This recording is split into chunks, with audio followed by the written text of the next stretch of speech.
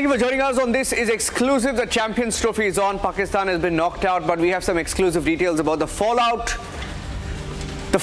of that big loss to India and what this means in Pakistan cricket. People on the field, people watching the games, people behind bars, Pakistan commentators, former Pakistani cricketers. It's a complete meltdown in Pakistan, and we have some exclusive details on the show tonight. We'll tell you all about that. Here are the headlines. First up.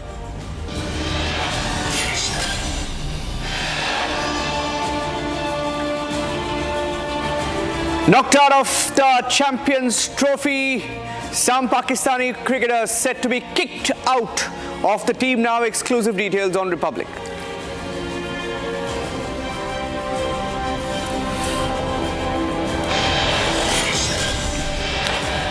What a nightmare is turning out to be in Pakistan. You see that man there, that's during the Champions Trophy. A man breaches the security cordon. He could be holding a knife, he could have had anything in his hand, has a photo of a terrorist, runs to Rachin Ravindra with a photo of a terrorist. Nightmare continues. Former Pakistani Prime Minister, former cricketer and former captain of the Pakistan team, Imran Khan, shattered behind bars about the loss to India. We have some details about his reaction on the show. It's officially Bangladesh Army Chief versus Muhammad Yunus. We have some details breaking on the show tonight on how it's all going down in Dhaka.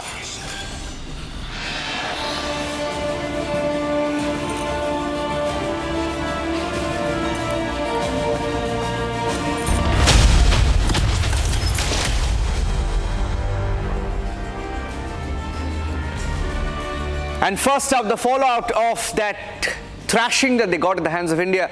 Getting in breaking news now on This Is Exclusive. We picked up some reports from our reporters in Pakistan that cricketer Fakhar Zaman is now expected to announce his retirement from ODI format. Fakhar Zaman is going to retire after the thrashing by India, as per our sources in the PCB. Sources in PCB also adding that the top Pakistani cricketer has discussed about his retirement, about him packing up his bags and going home for good from the Pakistan team after the thrashing in Dubai. And he's discussed it with veteran cricketers during the ICC Champions Trophy. And we're hearing that the announcement is expected to be made regarding the cricketer's decision in a few days from now. Sources also adding that he's going to move abroad as a result of Pakistan's shambolic run in the Champions Trophy.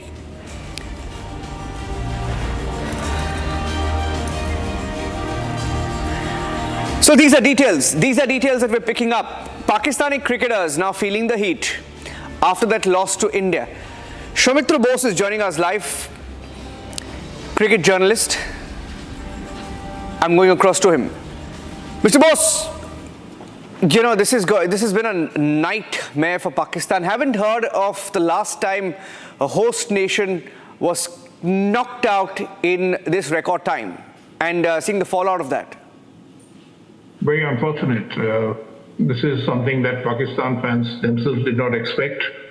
At least they would have hoped to make the semi-finals at least. This is very, very unfortunate because the host nation losing out, this very, very shameful, and for the fact that it actually reflects on the way Pakistan are playing their cricket now. It reflects on their administration. It reflects on the disharmony in the team. But in a nutshell, very, very unfortunate for the fans. You know, one more question. Do you see a larger fallout of, Pakistan is a very unstable country. It's got an unstable leadership. The unstable Prime Minister of Pakistan, he was heard saying, I will defeat India in this lifetime, or I will change my... You know, there's something funny that he said a few days back.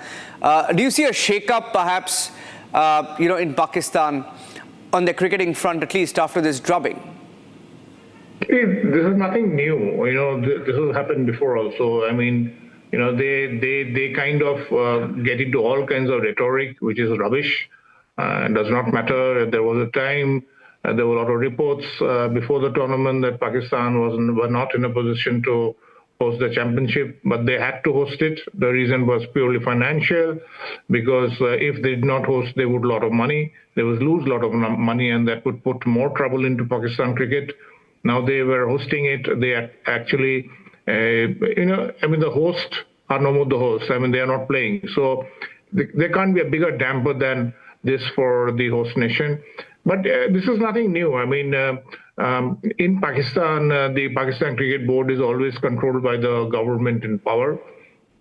And it's always been the case. So when Imran Khan was there, it was always the case. When other people were there in power, Nawaz Sharif was there, it was always the case. So you will see, these players become the biggest scapegoat. So you'll see a lot of changes. As you were saying, that Fakhar Zaman could be retiring.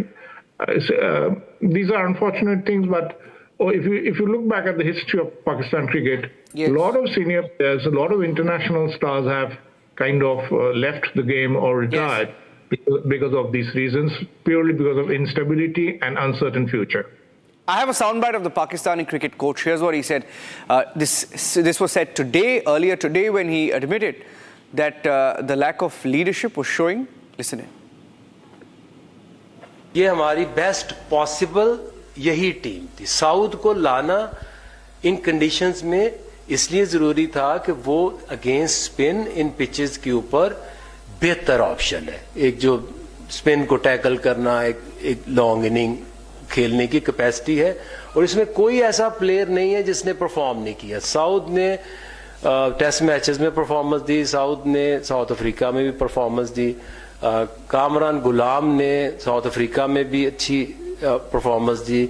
तो ये वो bunch है जिसने recently performance दी। एक भी आपको ऐसा player नहीं नजर आएगा कि जो विदाउट परफॉर्मेंस या without that getting into that composition कि वो टीम में आ गए।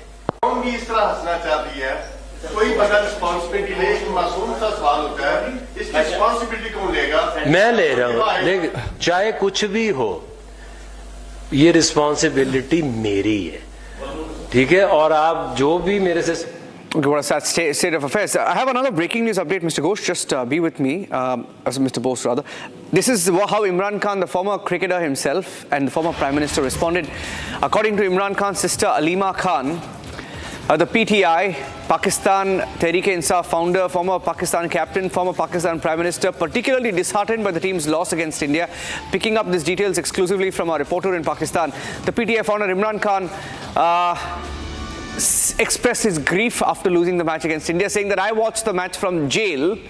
Imran Khan saying, I watched the match from jail, where he has been lodged, of course, since his arrest in May 2023.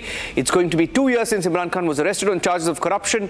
Heartbroken Imran Khan has been quoted as saying that this shows that there is complete corruption everywhere in Pakistan cricket, and that's beginning to show even in cricket. How much, I mean, you've seen the different teams over the years, Mr. Bose, as an observer of the game and as someone who's, documented it as a journalist, I have, in all my years of watching cricket, never seen a stable Pakistan team. Maybe, during Imran Khan and then Wasim Akram, and then there's never been a stable Pakistan team, isn't it? Absolutely, I completely agree with you. I mean, a team pregnant with possibilities and talent has always been at the wrong end. It was also, Imran was a great leader. I saw him coming to India, beating India in India. I mean, so many times. He's been a perfect leader. But Pakistan is not about leadership of the captain. It is the leadership and the management that is at the top of the board. And invariably, there's a strong link with the politics of the nation. There was this gentleman we would have heard of, Shahryar Khan. He was a great diplomat. And then you had Ehsan Mani, who was president of the ICC. But they were all short term, but in the long term, Pakistan always, it's like their politics, nothing about Pakistan politics is stable. And since the Pakistan politics is not stable, cricket is also unstable. There's a direct relationship. Imran can say whatever he wants, but he knows from the depth of his heart that corruption has always been the case in point for Pakistan cricket. And when all the match fixing allegations and corruption came, many of the Pakistan cricketers were involved. I would not like to take their names, but the fact remains corruption has always been at the heart of Pakistan cricket. Yeah, I want, from the former Pakistani Prime Minister to the present Pakistani Prime Minister, I'd like to play a soundbite because it kind of tells the viewer and those who watch this soundbite will understand the complete meltdown in Pakistan. I want to play out what Shehbaz Sharif said a few days back. कसम खाकर कहता हूं कि जब तक मेरी जान में जान है हम सब मिलकर पाकिस्तान को अजीम बनाएंगे हिंदुस्तान को शिकस्त देंगे इंशाल्लाह मैं तोड़ो एक वादा कर चले कि पाकिस्तान असी इंशाल्लाह उस रब ਨੂੰ मंजूर है रब सोने ਨੂੰ मंजूर है उस रब सोने ਨੂੰ मंजूर होया तो इंशाल्लाह मेहनत करांगे रात दिन मेहनत करांगे तो एक दिन आएगा कि हिंदुस्तान पिछले न छोटे थे मेरा नाम शहबाज शरीफ नहीं है. What a meltdown. Okay, I have another breaking news update from Mr. Bose. I want you to, I want to get your view on that and I'll free you after that. It's been a nightmare for Rachin Ravindra. That's my third breaking story here because there was a video that has emerged today. Rachin Ravindra, the New Zealander, the star cricketer who's having a fantastic run at the Champions Trophy. He was hit by a ball during one of the games in Pakistan in their so-called showcase stadiums. He was hit in Pakistan and injured. And the irony is he was hit by a ball because of the faulty floodlights, Chinese floodlights, and he was taken to the hospital. And believe it or not, he was taken to the hospital and hold your breath, there are reports suggesting his iPhone was stolen in the hospital. Rachin Ravindra hit by a ball due to pathetic floodlights, is taken to the hospital, his iPhone is stolen, and then yesterday he had another surprise. Rachin Ravindra is having the nightmare of his life. Look at this. This is what happened. A radical in Pakistan. I want to play that video of the radical fan. They're radical, most of them. Look at that. A radical fan runs into the stadium, breaches security, breaks security. Rachin Ravindra has the fright of his life. He's running with a banner of a terrorist. This man who broke security cordon ran onto the ground holding a poster of a terrorist. And then he had to be hauled up, taken out of the ground. But what a fright. That was Rachin Ravindra there. He's having a great time with the bat. But in Pakistan, it's what a frightful time, isn't it, Mr. Bose? I mean, you look at this, in no half-decent country would you be subject to any of this.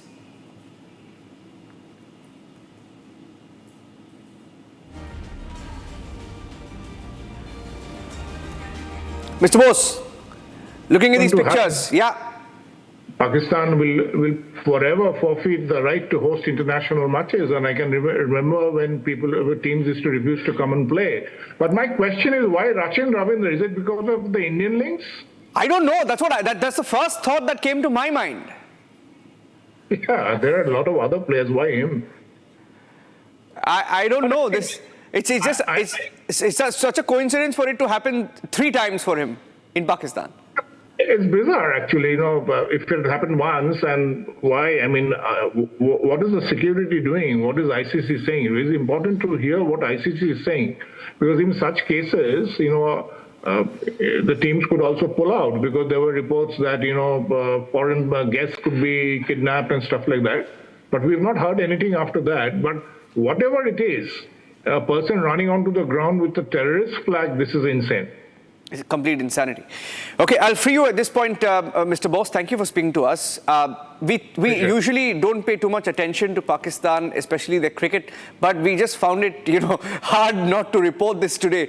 But thank you for joining us. I'm moving on to another story from another country that's become close to Pakistan. That's Bangladesh. Bangladesh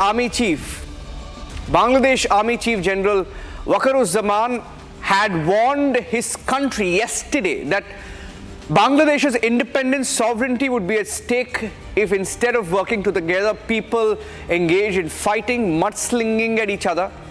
Big alarm being raised by the Bangladesh Army Chief, confirming that he had issues with Muhammad Yunus. For the first time, listen in.